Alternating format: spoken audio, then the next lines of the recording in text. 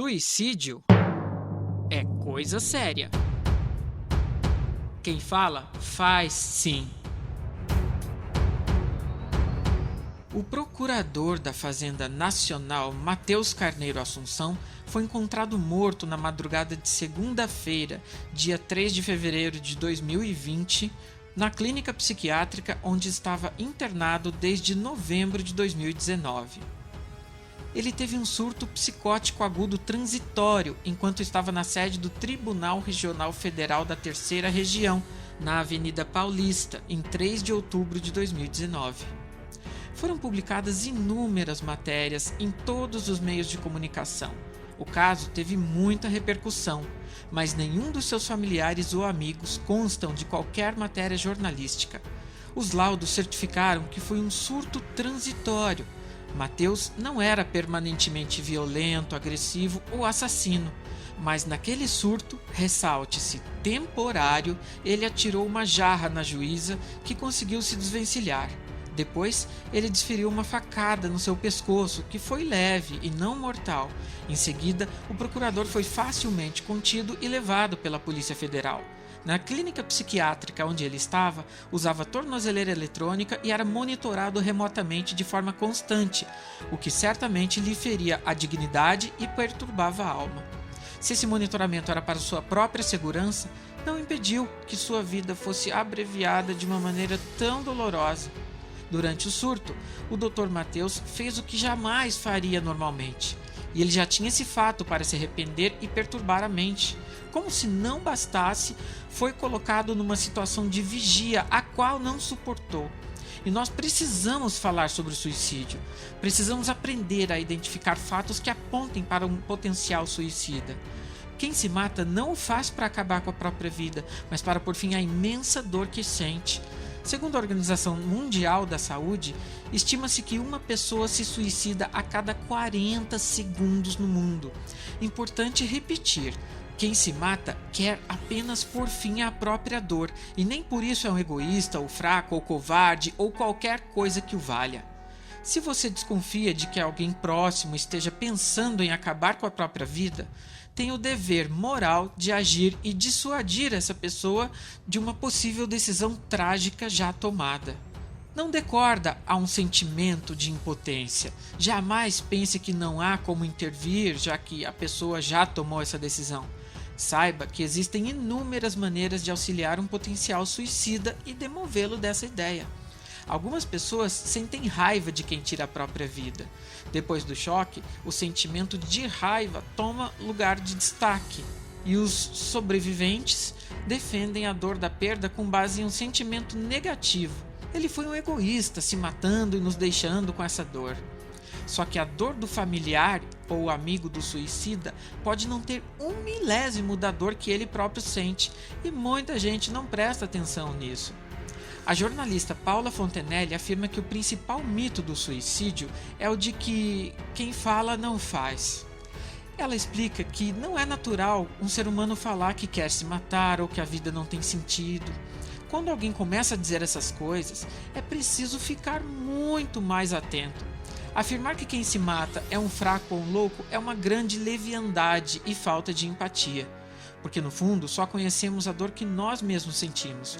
Não dá para entrar na pele do outro e medir a intensidade de sua dor.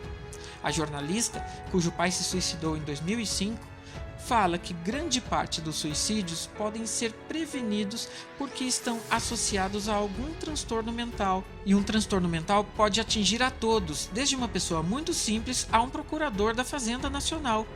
Como prevenir? Diálogo. Você pode procurar a pessoa e ter uma conversa franca e sincera. Se a pessoa ainda não tiver falado em suicídio, deixe claro que você desconfia disso por tais e tais motivos. Se a pessoa já demonstrou a vontade de se matar, a conversa é ainda mais delicada. Questione sobre como ela se sente, o que tem feito nos últimos dias, quais são seus planos para o futuro. Quando falar em planos, vai ficar ainda mais fácil mensurar o risco se ele existir. É muito importante ter uma conversa diretamente com a pessoa. Um diálogo aberto, respeitoso, empático e compreensivo pode fazer a diferença. Seja um bom ouvinte, preste muita atenção nos sentimentos que a pessoa compartilha com você e o que ela está pensando. Você deve ouvir cuidadosamente e questionar sobre o assunto para obter mais informações. Se a pessoa perceber que realmente você está interessado em ajudar e que ela pode confiar em você, ela irá se abrir e você terá muitas possibilidades de dissuadir. Foco no outro. Você não deve falar sobre si mesmo, que já viveu uma dor parecida e ficar detalhando sobre sua vida. Uma pessoa que passa por um momento emocional difícil não tem qualquer interesse sobre outra coisa que não seja a própria dor. Então é nisso que você deve focar, na dor dele. Jamais desmereça o que a pessoa sente. Soluções simples para o problema que a pessoa relatar só vai servir para que ele conclua que você não o compreende. Compreensão. As pessoas que querem acabar com a própria vida sofrem uma grande dor e não conseguem vislumbrar uma saída para essa dor e pensam no suicídio como uma forma de matar essa dor. Geralmente, quem pensa em suicídio não quer necessariamente morrer, e sim fazer aquela dor passar, mas não sabe como fazer isso, razão pela qual o suicídio é visto como a única solução. Quem pensa em se matar vê o suicídio como a única saída para o que sente, dado o enorme tamanho de sua dor. Compreender isso é essencial para ter uma boa e frutífera conversa. Jamais rechaçar. Você também não pode rejeitar o que a pessoa está sentindo. Dizer que ela não deve se matar porque é pecado, porque é errado, porque ela vai para o inferno, de nada vai adiantar.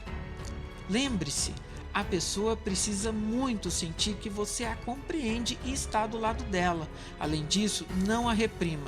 Se ela chorar ou deixar com que a emoção extravase, escute, sinta, abrace.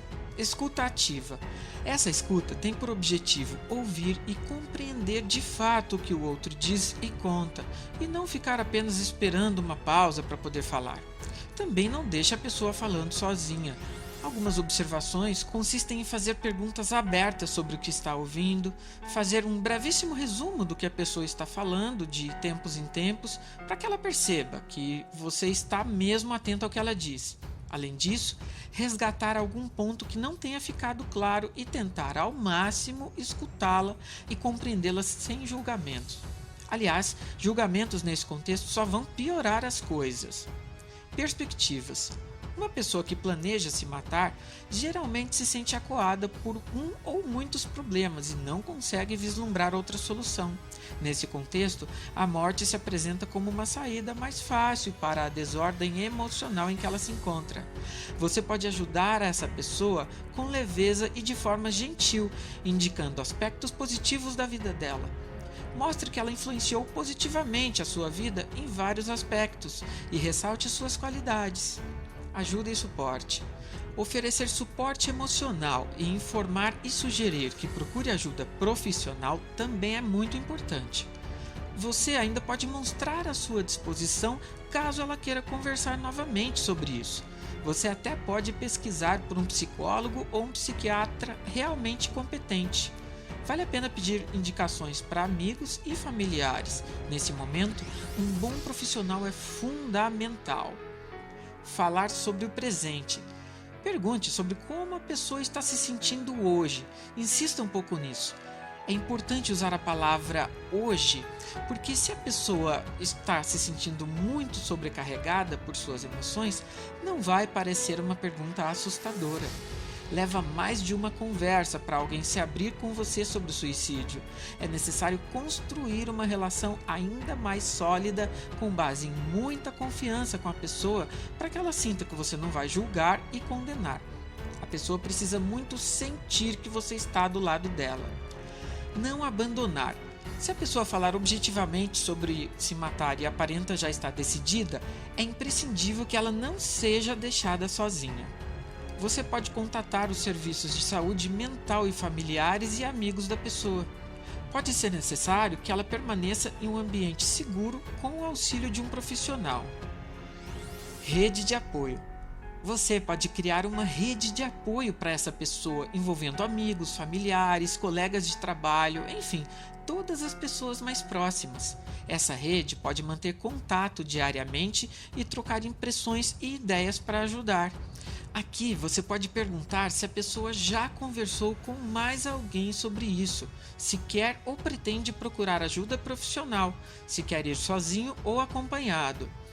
E você pode se disponibilizar a ir junto. Segundo o CVV, Centro de Valorização da Vida, o suicídio precisa ser tratado como uma questão de saúde pública, já que leva 32 brasileiros por dia. Isso é muito mais do que o HIV ou muitos outros tipos de câncer, por exemplo.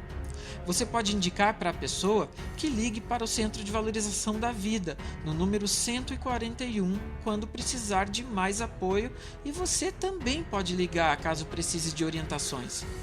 Essa organização conta com voluntários do país inteiro para prevenir e evitar o suicídio de forma gratuita para todas as pessoas que querem e precisam conversar, sob total sigilo, por telefone, e-mail ou chat 24 horas todos os dias. Voltando ao caso do procurador da Fazenda, no fatídico dia 3 de outubro de 2019, primeiro ele se dirigiu ao gabinete de um desembargador, que estava ausente. O procurador então desceu as escadas e se dirigiu ao gabinete de outro desembargador, que encontrava-se em férias e era substituído pela juíza federal que foi por ele atingida. Os ferimentos foram leves e ela foi atendida ali mesmo na sede do tribunal. Profissional dedicado e admirado pelos colegas, o Dr. Matheus construía uma brilhante trajetória acadêmica e profissional. Seu currículo era vasto e abundante. Na plataforma do Currículo Lattes, é possível verificar que ele era doutor e mestre na área do Direito Econômico, Financeiro e Tributário pela Universidade de São Paulo, USP. Especialista em Administração Pública pela Fundação Getúlio Vargas, FGV, especialista em Direito Tributário pela USP, especialista em Direito da Economia e da Empresa pela FGV, especialista em Direito Tributário pelo Instituto Brasileiro de Estudos Tributários, IBET, bacharel em Direito pela Universidade Federal do Pernambuco, UFPE, e bacharel em Administração pela Universidade de Pernambuco, UPE. Todo esse conhecimento não impediu o surto e também não impediu que sua vida terminasse tão cedo.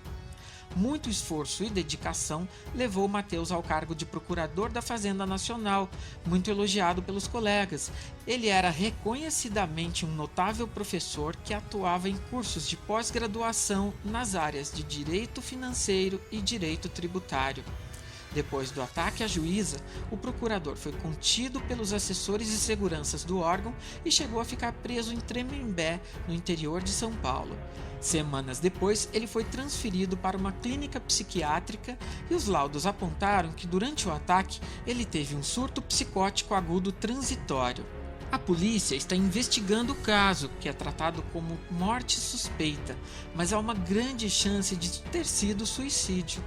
O Sindicato Nacional dos Procuradores da Fazenda Nacional declarou que, abre aspas, o caso Matheus reclamava uma única virtude básica: sensibilidade, nada mais do que sensibilidade, fecha aspas. Que esse caso não seja mais um em meio a tantos suicídios. Essa história poderia ter tido um outro final se ele não estivesse tão só. Que todos nós tenhamos mais atenção em relação às pessoas que estão ao nosso redor.